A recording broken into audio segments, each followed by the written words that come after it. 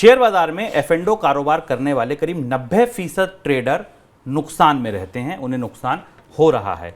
ऐसा पता चला है सेबी की तरफ से की गई एक स्टडी में।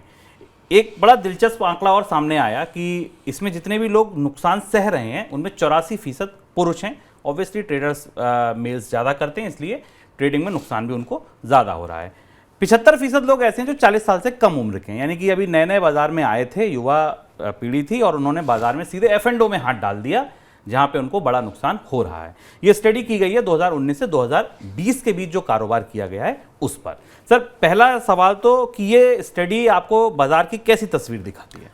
ये स्टडी बहुत महत्वपूर्ण है और हम लगातार मनी सेंट्रल में अपने सारे कार्यक्रमों में बताते रहे हैं कि एफ&ओ या ये जो फॉरवर्ड मार्केट के ऑप्शंस की गणित आपको अलग अलग जगह सिखाई जाती है वो कितनी खतरनाक है, और उस बात को सेबी की रिपोर्ट में सामने निकल कर आई है। सेबी ने इस रिपोर्ट की जांच में पहली चीज़ तो ये स्पष्ट रखी कि जो एक्टिव ट्रेडर्स हैं और जो इंडिविजुअल इन्वेस्टर्स हैं उनको अलग अलग कर दिया जाए। और इसलिए आप ये मान के चलें कि जिस नुकसान का जिक्र शुभम ने आपसे इस खबर की सुर्खी बताते हुए किया है, हम बाकी आंकड़े जो आपको बताएंगे, ये इंडिविजुअल इन्वेस्टर्स के नुकसान है। एक्टिव ट्रेडर्स तो ट्रेडिंग के धंधे में हैं ही, वो तो नुकसान और फ़ायदा उठा रहे हैं। 19 से 22 के बीच में भारत के बाजार में बहुत बड़ी संख्या में लोगों ने एफ&ओ ट्रेडिंग या फॉरवर्ड और ऑप्शन ट्रेडिंग शुरू की थी।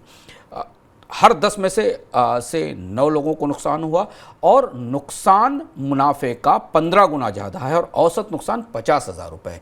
तो छोटे ट्रेड थे, पर छोटे ट्रेड में भी नुकसान की संख्या काफ़ी बड़ी थी और इसने भारत के पूरे एफ&ओ कारोबार को लेकर कई तरीके के महत्वपूर्ण जरूरी संकेत और चेतावनियां भेजी हैं। हमें याद रखना ज़रूरी है कि सेबी पिछले 5-6 महीने से लगातार एफ&ओ सेगमेंट में चेतावनियां भी दे रही है और कह भी रहा है भारत का रेगुलेटर कि लोगों को इस निवेश से बचना चाहिए। तो अगर आपको भी कोई एफ&ओ बाजार में ट्रेडिंग के लिए कुछ सिखा रहा है या आगे बढ़ा रहा है तो सतर्क रहिए, जान के रहिए कि आप जैसे 10 में से ट्रेडिंग करने वाले 9 लोग अपना पैसा डुबा चुके हैं, अपनी उंगलियाँ इस बाजार में जला चुके हैं।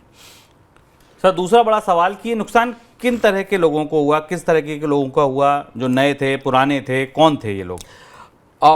90% लोग इसमें इंडिविजुअल ट्रेडर्स थे। 2019 से 2022 के बीच में हमने भारतीय शेयर बाजार में कोविड के दौरान लोग घरों में बैठे थे और उनके वो शेयर बाजार में अपने हाथ आजमाने की कोशिश कर रहे थे, पर वो निवेशक नहीं ट्रेडर बन रहे थे। इसमें एक बड़ा असर सोशल मीडिया और बाकी जगह के इन्फ्लुएंसर ने किया, जिन्होंने लोगों के लिए सबसे जटिल और सबसे खतरनाक कारोबार को ऐसा बता दिया जैसे कि ये सबसे आसान है, कोई भी पैसा कमा सकता है।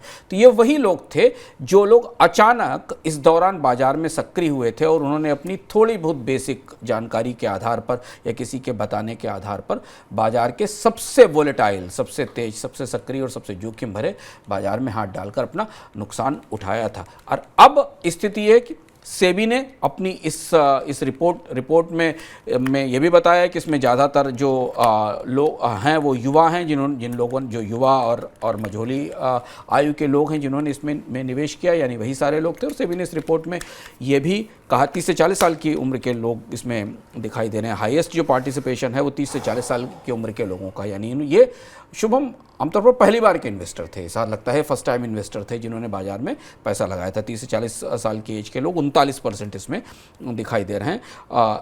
ऐसी स्थिति में जब सेबी स्पष्ट रूप से अपनी रिपोर्ट में ये बता रहा है तो आपको बेहद सतर्क रहने की ज़रूरत है। निवेशक बनिए, एफ&ओ ट्रेडर नहीं, क्योंकि एफ&ओ ट्रेडर बनने में अंततः नुकसान ही हाथ लगता है।